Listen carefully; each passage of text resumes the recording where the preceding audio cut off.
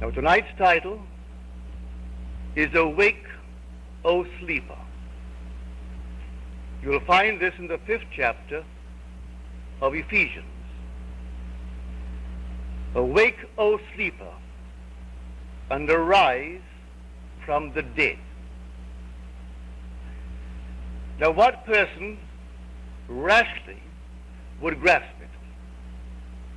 See, the Bible is addressed to the imagination, which is spiritual sensation, and only but immediately to the understanding or reason.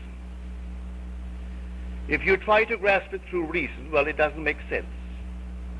How could I speak to someone and tell him that he's not only asleep, but he's dead?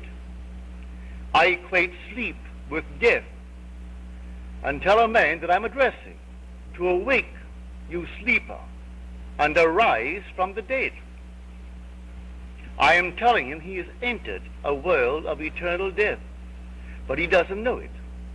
I am telling him that he is dreaming his world into being, but he doesn't know it, and maybe he doesn't believe it, for he's a rational being.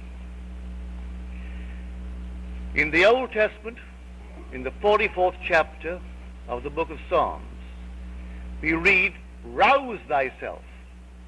Why sleepest thou, O Lord? Awake." So it's addressed to the Lord. All the commands of Scripture are addressed to the Lord and fulfilled by the Lord.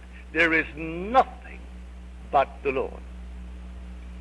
So we start on the greatest confession of faith that man has ever received through revelation.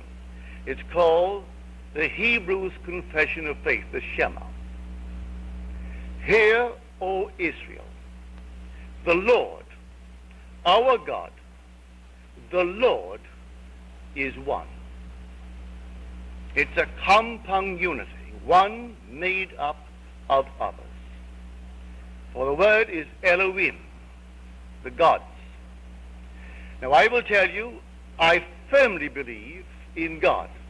I don't have to believe in God, for I stood in the presence of the risen Lord, who embraced me and incorporated me into his one body. And from that moment, back in 1929, I am one with the body of the risen Lord.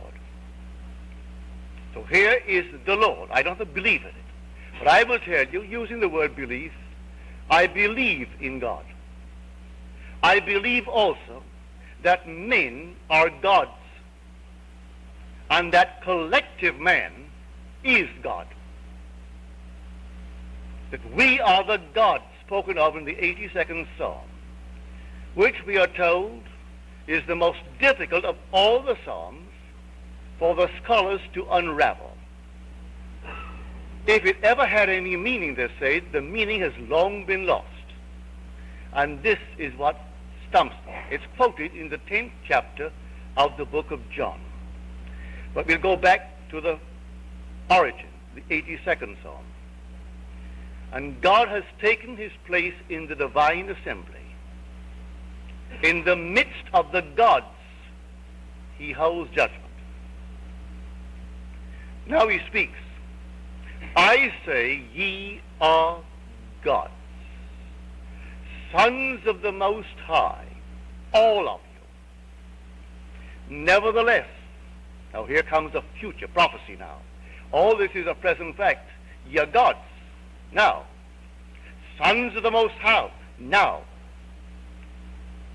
Nevertheless, ye shall die as men, and fall as one man, O ye princes. Here is the prophecy. You'll fall as one man. Is the fall the result of disobedience, as we are taught? Is the fall something that is a punishment? I tell you, it is not. The fall is a plan. It's a pretext,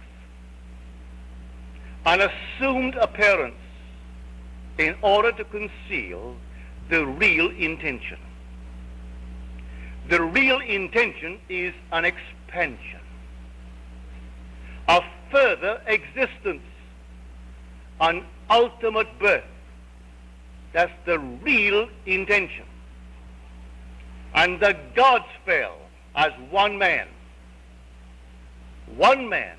He chose us in himself before the foundation of the world.